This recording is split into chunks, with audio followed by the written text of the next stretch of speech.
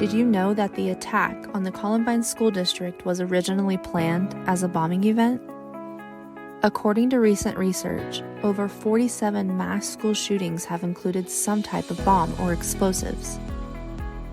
Bomb Making Materials Awareness Program is designed to promote awareness and reporting of suspicious activity to prevent the intentional misuse of consumer goods used to make IEDs. The importance of educating schools cannot be overstated, as this is the best way to ensure early detection of suspicious indicators. Become aware of the warning signs and red flags, as well as know how to confidently respond to a bomb threat in your school community. An educated and proactive school community is the key to prevention. For more information on BMAP and how it relates to your school community, contact the Office of School Safety and Security by either phone or email, or visit our page at the Department of Education website. Thank you for attending our webinar today. My name is Cindy Swearington with the Oklahoma State Department of Education, Office of School Safety and Security, and we're very excited to bring you a very informational webinar today on bomb making material awareness. And so we think sometimes, well, bomb making, why do we need to know that in school? Well, as a former school administrator, we would get bomb threats called in fairly often. And I remember one specific time getting the call, doing what I'm supposed to do, right? Supposed to call the police, the fire department. They show up, they do a quick little sweep. We had evacuated the building, and they come and said, we didn't find anything. And I said, okay, well, is it safe to go back in? And they both told me, we can't tell you that. And it was like, well, who's better to tell me than you guys, our emergency responders? And they're like, all we can say is we didn't find anything. So the pressure or the burden of returning my students back to the classroom was upon me solely, both as a principal at one time and then as superintendent at another time. And so I didn't even know anything that there was a bomb management plan. But after I attended several classes, I learned about a bomb management plan. And it makes total sense, because who knows the schools better than those who are in the schools daily? Who is better to do the sweeps to look for something that's out of place? And again, to know our kids, right? And so we hope that going through this top 10 questions, that you'll learn a little bit about that information, and hopefully you'll be able to take some of this information and put it into place at your school. At this time, I would like to introduce our expert, Mr. Tom Hudson, and he's going to provide us with some great knowledge, and I'll see you at the end. Thank you.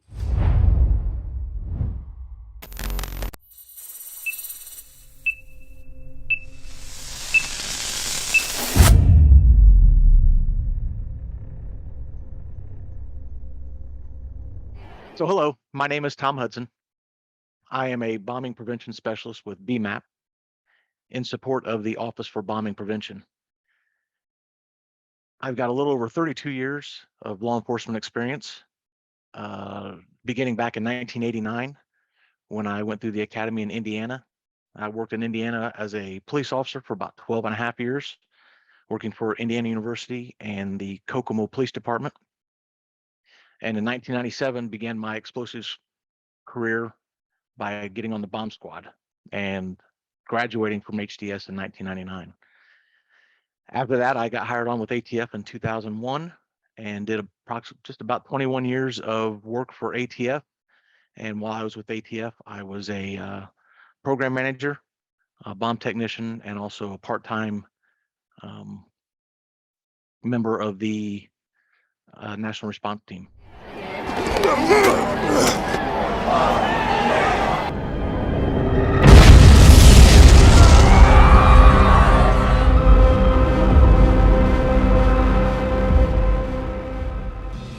More information on last night's horrific bombings at the Fairview High School football game. 3 are confirmed dead and dozens are wounded. Police are seeking any information about this blue SUV that was seen leaving the scene. Why do schools need to know about BMAP? So the Bomb Making and Material Awareness Program, or BMAP, is a great resource for schools, the administrators, and parents to use for training. BMAP is designed promote bomb making material awareness and reporting of suspicious activity, to prevent the intentional misuse or of common consumer or commercial off-the-shelf items, to make improvised explosive devices, or what we call IEDs, or destructive devices. The importance of educating schools cannot be exaggerated. Early detection of suspicious behaviors and activities are our best way to avoid a crisis. An educated and proactive school community is the key to prevention. This can all be accessed through the web and possibly in-person training if requested. By getting familiar with and practicing what to do, we avoid panic when or if the time comes. There's a very good 3-part vigilance series on YouTube called The Vigilant Neighbor, Vigilant Manager, and Vigilant Employee that is now available to view. So for more information, please visit cisa.gov/BMAP and also schoolsafety.gov. Is there a correlation between school shooters and explosives/bomb making? Well, that's really hard to say. Although we know there are a lot of bomb threats at schools nationwide for any number of reasons, fortunately, bombs haven't been used a lot in conjunction with school shootings. These follow-up investigations after something has happened show a good number of these students or the shooters have done online searches in reference to building explosive devices, or our IEDs, like what we were calling them, such as pipe bombs, crickets, and some have even admitted to practicing using them. There is a lot of work that goes on behind using these type of devices, and practice is kind of hard. So unfortunately, easy access to firearms takes over, and that's what they use. How difficult is it for students or disgruntled staff to make a bomb? Unfortunately, it's not too difficult. Most items, if not already around the house, can be purchased at a local store or online without raising any concern. With the internet being as easily accessible as it is, they can research anything almost anywhere. I was working a case with the postal inspectors when I was working with ATF, and there was a series of bombings of mailboxes. Some of them involved pipe bombs, other ones were pyrotechnic devices. And I'm thinking maybe 6 or 7 mailboxes had blown up, and we were in the area looking for this. The investigation went a little bit further, and come to find out it was a 19-year-old teaching some underage kids, 15, 16 years old, how to build pipe bombs, and they were calling them firecrackers. Once we got to the 19-year-old's house, talked to the parents advised that he had even shown them what he was doing in the backyard. He had a pool area that had been torn down, took a couple of these pipe bombs, they were galvanized pipes, set them where the pool used to be, and lit them, and came back to the house and watched with his parents. A couple of them went off. The last one that went off, a pipe end cap went between the mom and the dad's head and into the house.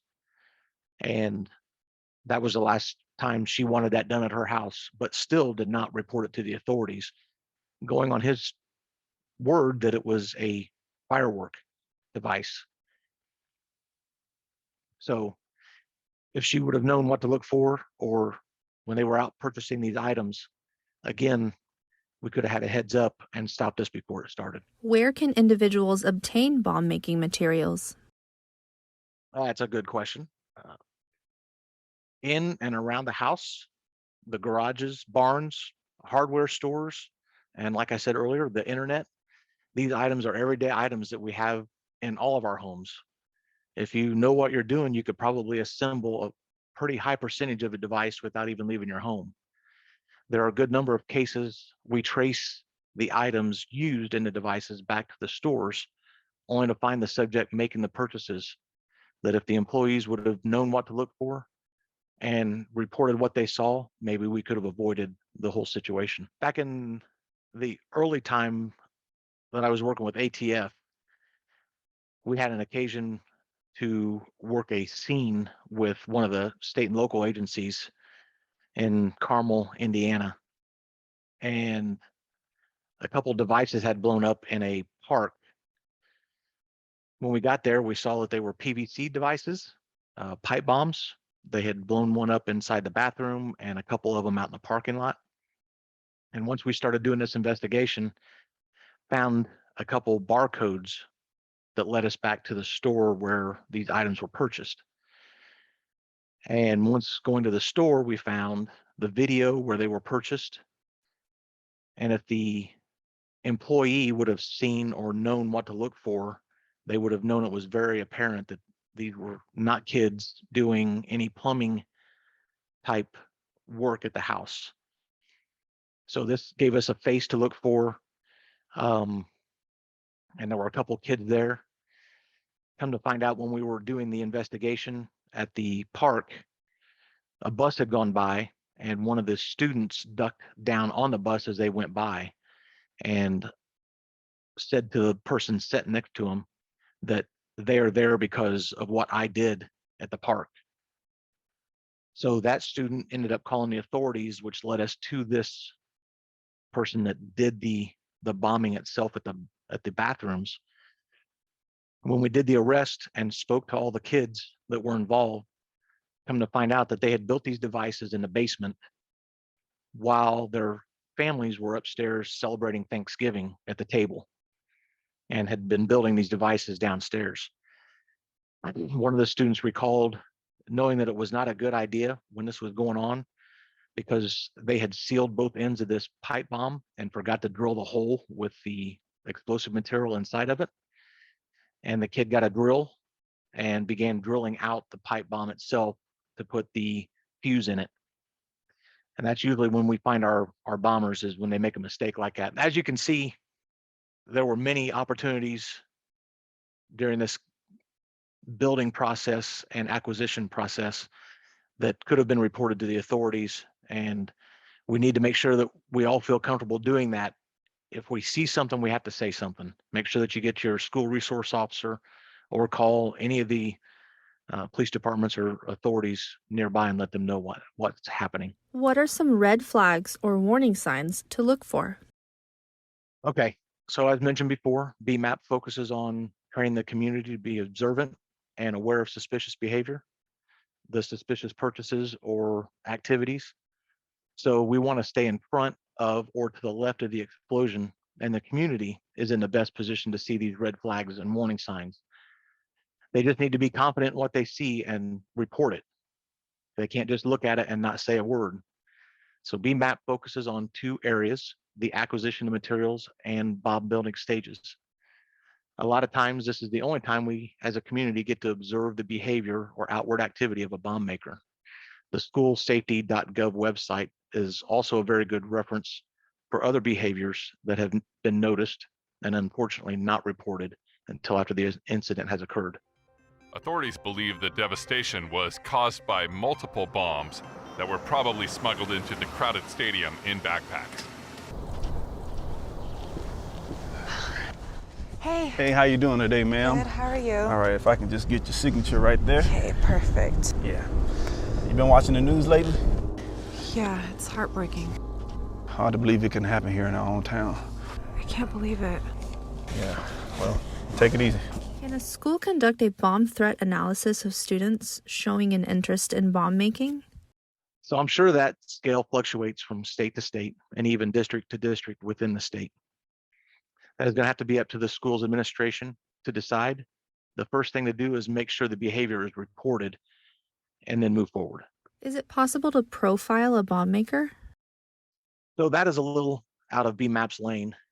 Reports that I've seen or been a part of don't suggest a certain type of profile. There's a large range of ages, backgrounds, and even types of schools that are targeted. Getting back to what BMAP conveys to the community in our outreach is talking to the store managers and employees to watch for those suspicious behaviors, purchases, and suspicious activities. The parents and teachers are the closest to these kids than anyone else, are in a lot better position to witness this change of behavior and let authorities know. Hey. Yeah. Can I ask, have you noticed anything strange about the house over there? They do seem to be getting a lot of packages. You know what? They just never really been friendly. Yeah. I get this really weird vibe from them.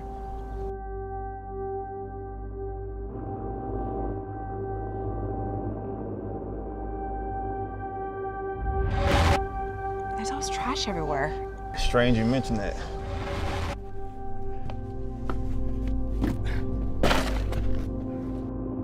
What's the deal with all those food chemicals? Pool chemicals? That house doesn't have a pool. And they're always doing something in that garage.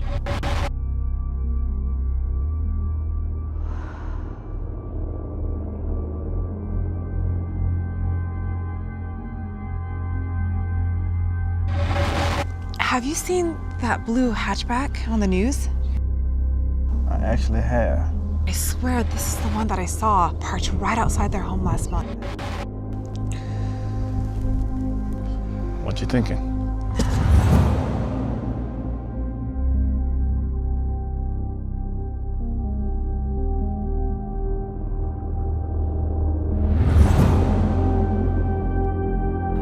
I think I should have called someone. Has there been previous incidents of explosives used in school violence? Absolutely. If you do some research, you'll see that schools have been a target for as far back as early 1950s, probably even sooner than that. But over the last 5 years or so, there have been a lot of incidents throughout the United States, mostly involving pipe bombs, pyrotechnic devices, improvised incendiary devices. I'm sure looking back, we all remember the Columbine High School massacre and the devices that were used and attempted to be used there. This seems to be one that is researched by other actors. But BMAP would like to report that many attempts have been stopped by people paying attention to suspicious behavior and purchases and report what they saw to authorities.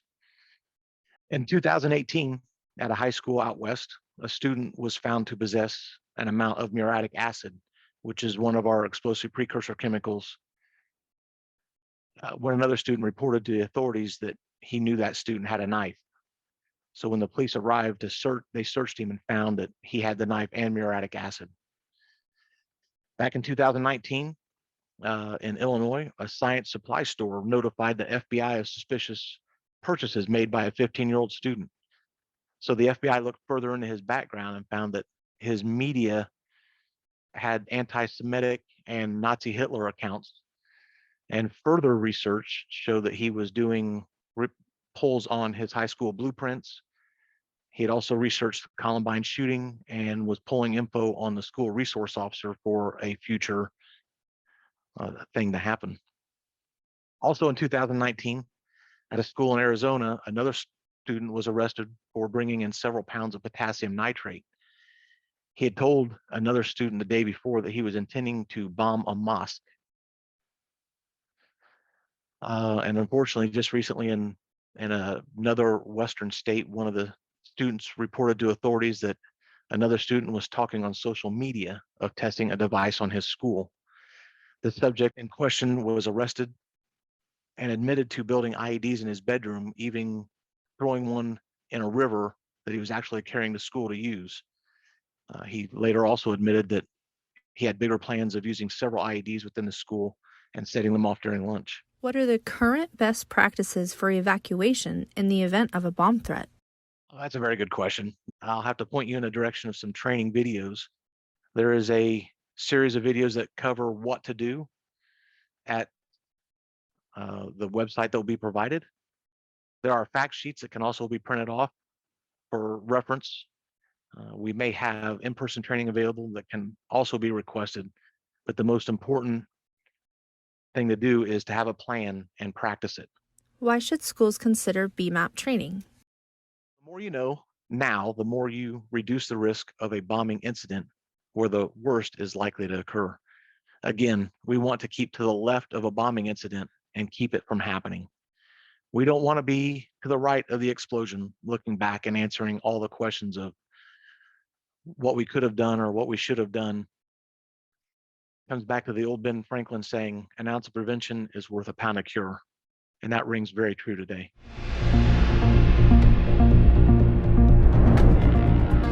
Hi. I'm calling about some suspicious activity across the street from my home.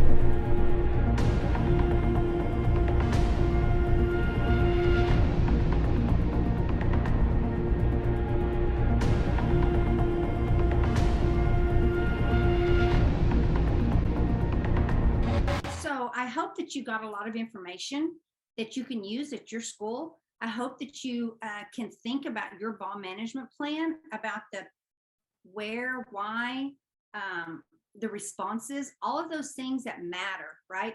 And so for me, the top 3 things that came out of this training was, number 1, the ease of making a bomb, how easy it is to find information, how easy it is to get the materials, and how easy it is to build a bomb from a very small cricket to the very large other explosive type devices. Number 2, something that I found very interesting, is there is no profile. We talk a lot about juvenile experimentalists, but not always are they juvenile experimentalists that conduct bomb threats or actually develop the bombs, build the bombs, and place the bombs. So we can't really say one over the other. So we really have to think about that. Then the last is, we really hope that you'll educate yourself. Just as I talked about earlier, being an administrator and having the burden of returning our kids to school. Yes, I did return my kids to school. Was I nervous the rest of the day and the next couple of days? Definitely, because I didn't know. I just didn't know. So we really hope that you'll educate yourself on a bomb management plan specifically for your district. And by all means, call us. We can come out and help develop that specific to your district. Also, we want you to educate yourself on red flags. Many of those red flags were discussed, the materials, the use, some of the internet sites, the language that bomb makers use. And so we really hope that you'll educate yourself on that. And again, most importantly, the why. Why does a kid feel the need to call in a bomb threat? Or why would a kid even feel the need to put a bomb in a school? Why would anyone need to do that? So again, all goes back to those relationships, those climate and cultures, and caring about your kids. Focus on the why, and then hopefully all the rest will fall into place.